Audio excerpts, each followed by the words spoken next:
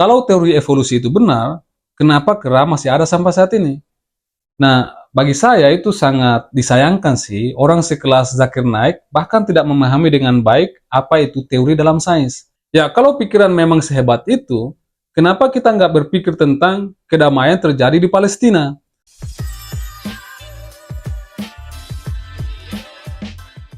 Jadi gini, sebelum kita bahas mengenai well-established scientific theory, unproven scientific theory or model, dan non-scientific theory, saya ingin bahas sedikit mengenai miskonsepsi orang-orang terhadap kata teori itu sendiri dalam sains. Banyak sekali orang yang salah kaprah soal istilah ini. Mereka menganggap bahwa teori dalam sains itu sama dengan teori dalam ilmu-ilmu sosial. Makanya kita sering sekali mendengar orang-orang mengatakan bahwa itu kan cuma teori. Teori evolusi itu kan cuma teori gitu. Ngapain kita percaya kan? Seolah-olah teori itu semacam tebakan liar atau sekedar opini dari seseorang gitu. Nah, saya sebenarnya tidak masalah dengan orang yang selalu menganggap bahwa teori dalam sains itu hanya sekedar teori gitu. Anda mau percaya teori evolusi atau tidak, mau percaya teori Big Bang atau tidak, itu tidak masalah bagi saya, karena itu hak kalian kan. Tapi karena saya seorang pendidik dalam bidang sains, maka saya rasa ini merupakan bagian daripada tanggung jawab saya untuk menjelaskan apa itu teori dalam sains. Nah, setelah mendengar penjelasan saya nanti, keputusan untuk percaya atau tidak, itu pada akhirnya ada di tangan kalian. Perlu kita ketahui bahwa teori ilmiah itu bukan sekedar ide iseng yang tiba-tiba muncul di kepala seseorang terus diterima begitu saja. Teori dalam sains itu harus melewati proses yang begitu panjang, kemudian diuji berkali-kali, dan harus menjelaskan fenomena alam secara akurat gitu. Nah, sekarang kita harus tahu dulu nih, apa bedanya teori, fakta, dan hukum dalam sains.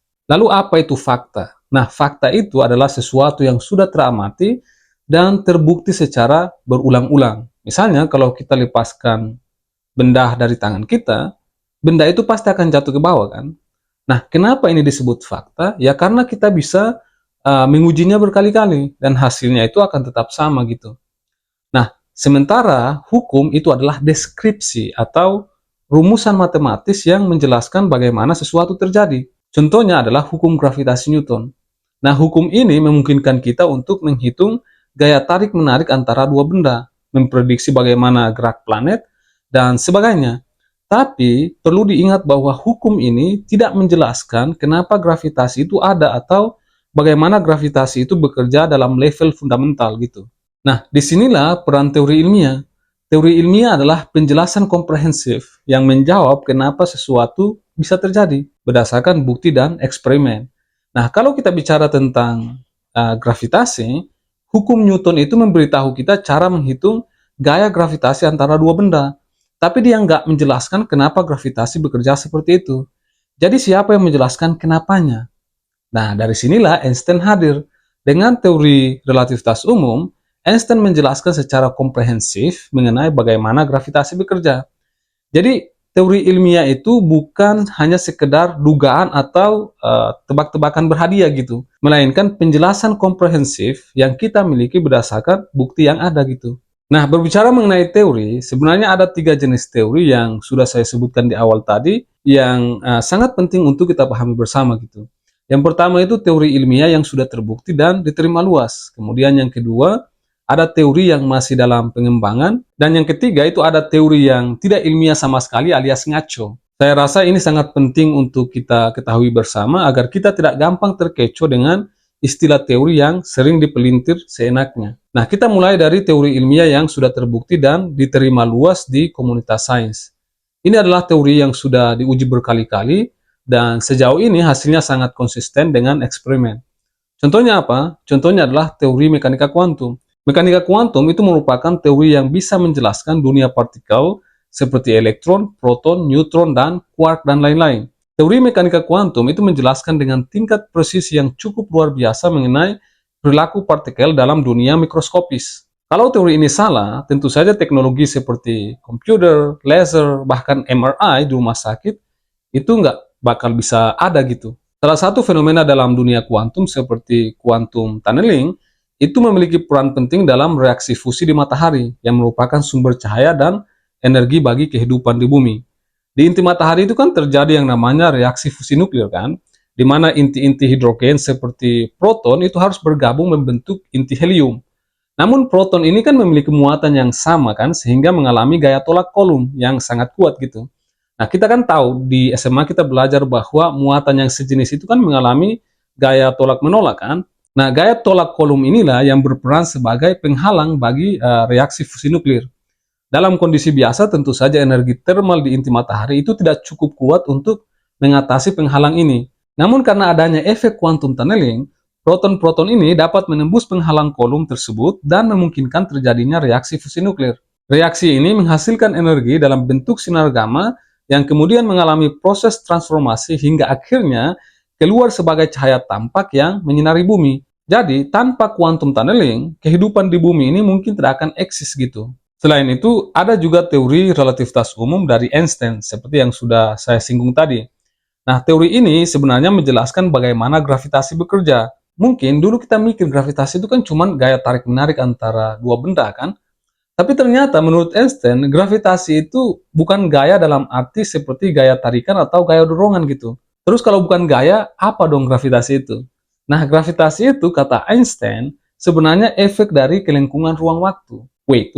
Efek dari kelengkungan ruang waktu maksudnya apa nih? Emangnya ruang waktu itu bisa melengkung? Interesting question. Jadi gini, sebagai analogi, coba bayangin kita punya taplak meja yang dibentangkan, terus kita taruh bola atau benda yang cukup berat di tengahnya. Nah, apa yang terjadi?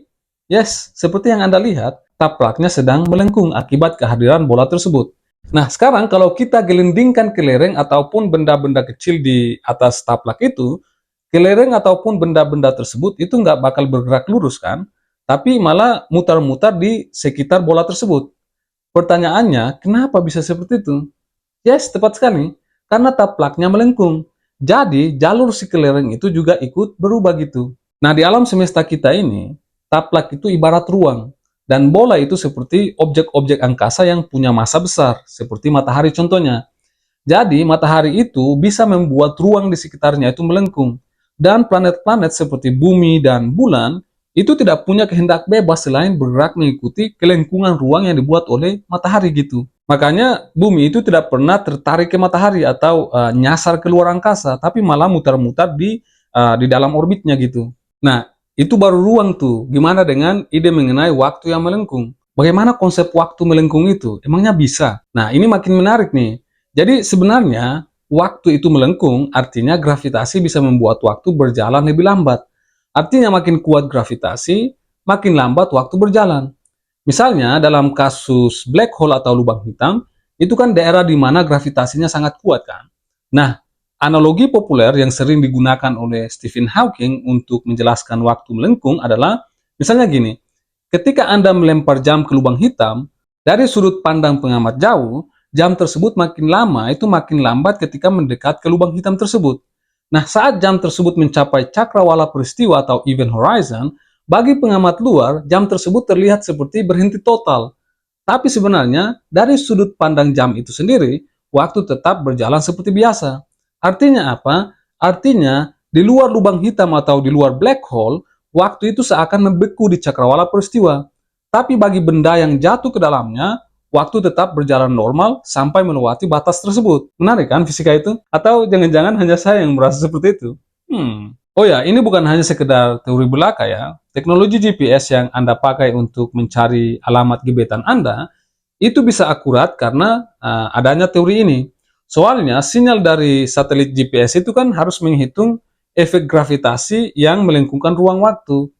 Biar posisi kita di bumi itu bisa dihitung dengan tepat gitu. Kalau nggak ada koreksi dari teori Einstein, lokasi di GPS itu bisa meleset jauh gitu. Tidak hanya itu, teori relativitas Einstein itu juga memprediksi adanya gelombang gravitasi dan juga black hole seperti yang sudah saya singgung di awal tadi, yang semuanya itu sudah berhasil dibuktikan di era modern ini. Kemudian ada juga teori evolusi yang sering sekali digunakan oleh orang-orang untuk membuli para ilmuwan. Banyak orang menganggap bahwa evolusi itu hanya sekedar opini karena ada kata teori di depannya. Dan ini yang terus-menerus disampaikan oleh Zakir Naik, bahwa teori evolusi itu hanya sekedar teori, bukan fakta. What Darwin said was only a theory. All the books say theory of evolution. There's no book I've come across saying fact of evolution. So this is just a theory. It is not a fact at all. Nah, bagi saya itu sangat disayangkan sih, orang sekelas Zakir Naik bahkan tidak memahami dengan baik apa itu teori dalam sains. Padahal dia itu kan seorang dokter kan, harusnya dia paham istilah teori dalam sains gitu. Lantas kalau dia paham, kenapa dia tidak mengatakan yang sebenarnya? Jadi orang-orang yang mendengar beliau itu hanya ikut-ikutan kata-kata beliau tanpa mau memverifikasi dengan belajar mengenai apa itu teori evolusi dalam sains gitu. Kemudian kalian mungkin sering sekali mendengar orang mengatakan bahwa kalau teori evolusi itu benar, kenapa kera masih ada sampai saat ini? Jadi kalau ada orang yang percaya pada teori evolusi, berarti secara tidak langsung mereka mengakui bahwa nenek moyang mereka itu berasal dari kera gitu. Hmm, kalau begitu argumennya, dengan logika yang sama, saya juga bisa bilang bahwa kalau manusia terbuat dari tanah, kenapa tanah masih ada sampai sekarang? Atau kalau sekolah berfungsi untuk membuat orang bodoh menjadi orang pintar, mengapa orang dewasa yang seperti kamu masih ada sampai sekarang? Memangnya teori evolusi itu mengatakan manusia berasal dari kera? Siapa bilang teori evolusi mengatakan bahwa manusia itu berasal dari kera? Jadi gini, teori evolusi itu tidak mengatakan manusia itu berasal dari kera, melainkan manusia dan kera itu berbagi nenek moyang yang sama di masa lalu. Sama seperti sepupu dalam keluarga yang berasal dari kakek nenek yang sama. Manusia dan kera itu memiliki leluhur bersama tetapi berkembang ke arah yang berbeda. Adapun mengenai pertanyaan kenapa kera masih ada, itu sama seperti bertanya kalau orang Eropa itu berasal dari orang Asia kuno, kenapa orang Asia masih ada? Kita harus ingat bahwa evolusi itu tidak berarti satu spesies harus punah agar spesies yang lain bisa ada. Karena mereka itu bisa beradaptasi di lingkungan yang berbeda. Nah, teori evolusi ini sudah didukung oleh banyak bukti dari berbagai cabang sains, mulai dari genetika, fosil, biologi molekuler, semuanya menunjukkan bahwa makhluk hidup itu memang berubah seiring waktu gitu. Misalnya ada bukti DNA yang menunjukkan hubungan antara manusia dan primata lain seperti simpanse. Bahkan kalau kita lihat resistensi antibiotik pada bakteri, itu contoh evolusi yang terjadi di depan mata kita. Jadi kalau Anda sudah menjelaskan semua itu kepada orang lain, kemudian mereka masih mempertahankan statement mereka yang mengatakan bahwa evolusi itu cuma teori, ya saatnya Anda harus meninggalkan mereka. Kenapa? Karena kalau kita sudah menjelaskan semua fakta-faktanya, namun mereka masih mengatakan itu hanya teori, itu biasanya mereka sudah tidak mau mengubah pendiriannya. Jadi cara terbaiknya adalah simpan energi dan tenagamu, lalu tinggalkan mereka. Karena tugas kita itu hanya sekedar menyampaikan. Nah, masalah mereka menerimanya atau tidak, itu di luar kendali kita. Dan itu hak mereka untuk percaya atau tidak gitu. Jadi itulah beberapa teori ilmiah yang sudah punya banyak bukti yang kuat dan tentu saja diterima luas di kalangan saintis. Kemudian selanjutnya ada juga teori yang masih dalam tahap pengembangan gitu. Ini adalah teori yang sudah punya dasar ilmiah yang kuat, tapi sebenarnya masih ada beberapa bagian yang belum sepenuhnya dipahami atau diuji gitu. Contohnya apa? Contohnya adalah teori Big Bang. Teori Big Bang itu sudah didukung oleh banyak bukti-bukti yang kuat. Nah, bukti-bukti seperti radiasi latar belakang gelombang mikrokosmik atau CMB, kemudian ada pergeseran merah galaksi yang menunjukkan bahwa alam semesta ini dulunya berawal dari satu titik yang panas dan padat, yang kemudian mengembang membentuk semua yang ada saat ini. Tapi masih ada pertanyaan besar, apa yang terjadi sebelum Big Bang? Apakah ada multiverse dan lain sebagainya? Nah, ini adalah pertanyaan-pertanyaan yang belum bisa dijawab sepenuhnya oleh semua fisikawan dan astronom. Semua fisikawan dan astronom itu mengakui keterbatasan mereka saat mendapatkan pertanyaan-pertanyaan seperti ini. Tapi yang perlu kita ingat adalah bahwa hal ini bukan berarti mengindikasikan bahwa teori Big Bang itu merupakan teori asal-asalan alias teori ngawur. Karena faktanya teori ini punya dasar yang kuat dan sudah banyak didukung oleh bukti-bukti yang sudah saya sebutkan sebelumnya. Selanjutnya ada juga teori gravitasi kuantum dan string teori. Teori-teori ini keren sekali di atas kertas karena bisa menggabungkan mekanika kuantum dengan gravitasi, yang mana merupakan dua konsep yang selama ini sangat susah untuk disatukan atau diunifikasi gitu. Tapi masalahnya kita belum punya cara untuk menguji teori ini di dunia nyata. Jadi teori ini untuk sementara ya masih bisa dibilang masih dalam tahap spekulatif gitu. Tapi bukan berarti teori ini asal-asalan. Ilmuwan tetap mengulik teori ini karena secara matematis masuk akal. Tapi kita hanya belum bisa mengujinya secara eksperimen. Dan mungkin di masa depan kita bisa menemukan bukti atau eksperimen yang bisa mendukung teori ini. Kalaupun tidak, ya tinggal kita kembangkan atau mungkin kita tinggalkan dengan tentu saja mencari teori alternatif lain. Nah, sekarang kita masuk pada bagian yang paling seru dan bisa dibilang cukup kontroversial ya, yaitu teori yang nggak ilmiah sama sekali alias klaim asal-asalan. Misalnya astrologi dan zodiak. Oke, saya paham kalau membaca ramalan bintang itu seru dan bikin penasaran, tapi apakah itu ilmiah? Well, sejauh ini tidak ada bukti yang mendukung bahwa posisi bintang waktu kita lahir bisa menentukan kepribadian atau nasib kita gitu. Banyak eksperimen yang sudah dilakukan berkali-kali menunjukkan bahwa ternyata astrologi itu cuma efek psikologis saja. Dalam artian, orang-orang itu cenderung mencari kecocokan antara ramalan dan kejadian nyata, padahal sebenarnya nggak ada hubungannya sama sekali. Contoh lain yang sering sekali muncul adalah teori mengenai quantum mysticism. Ada banyak sekali orang yang asal mencopot istilah-istilah teknis dalam fisika kuantum seperti energi, frekuensi, dan vibrasi untuk menjelaskan hal-hal mistis. Misalnya, mungkin kalian sering sekali mendengar statement bahwa pikiran kita itu bisa menciptakan realitas berdasarkan fisika kuantum. Dalam artian, ketika kita berpikir tentang A, maka hasilnya juga bakal A. Ya, kalau pikiran memang sehebat itu, kenapa kita nggak berpikir tentang kedamaian terjadi di Palestina? Atau kenapa kita nggak berpikir tentang bagaimana menghentikan kebijakan pemerintah terhadap makanan bergizi gratis di sebuah negara yang masih berkembang gitu? Kenapa kita nggak melakukan itu? Well, pikiran mungkin punya peran dalam mengubah realitas, tapi itu harus dibarengi dengan usaha gitu. Tidak lantas dengan hanya berpikir saja, kita bisa mengubah realitas sesuka hati kita. Itu klaim yang terlalu berlebihan dan tidak punya dasar ilmiah sama sekali. Kemudian ada juga klaim yang mengatakan bahwa hantu, setan, dan lain sebagainya itu punya muatan negatif. Dan manusia itu punya muatan positif. Jadi ketika hantu atau setan ada di sekitar kita, maka itu menghasilkan gaya elektrostatis yang menyebabkan bulu-bulu roma kita berdiri. sorry. Yang menyebabkan kita merinding dan lain sebagainya. Selanjutnya ada juga telepati, yaitu mengirimkan informasi melalui pikiran kan. Nah, ini juga teori asal-asalan alias ngaco gitu. Nah, ada juga yang mencoba menjelaskan santet dengan menggunakan terminologi dalam sains, yang ujung-ujungnya itu ngaco alias ngawur. Jadi sekali lagi, ini hanyalah klaim asal-asalan tanpa dasar ilmiahnya.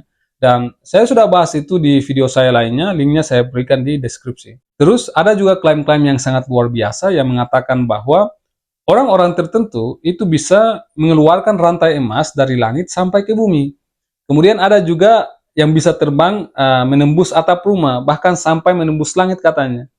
Nah, ini kan narasi-narasi yang dibungkus dengan retorika yang sangat rapi, kemudian disampaikan dengan penuh keyakinan, sehingga audiensnya terkecoh dan percaya begitu saja.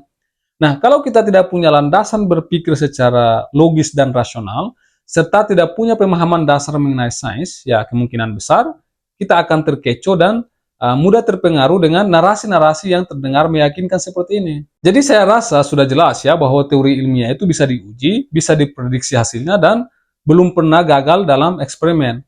Teori yang masih berkembang itu sudah punya dasar ilmiah, tapi masih ada yang harus dibuktikan lebih lanjut. Sedangkan teori yang nggak ilmiah sama sekali alias ngaco, ya itu teori yang tidak bisa diuji, tidak bisa diprediksi hasilnya, atau malah bertentangan dengan bukti yang ada. Jadi kalau ada orang yang membuat klaim mengenai sesuatu, maka pastikan dulu klaimnya itu bisa diuji nggak, bisa diprediksi hasilnya nggak, ada buktinya nggak. Kalau jawabannya mutar-mutar ke sana kemari, ya berarti itu klaim asal-asalan alias ngaco. Oke, saya kira cukup sekian. Saya Muin Banyal. Salam apapun itu untuk ilmu pengetahuan dan jangan mati sebelum meninggalkan karya.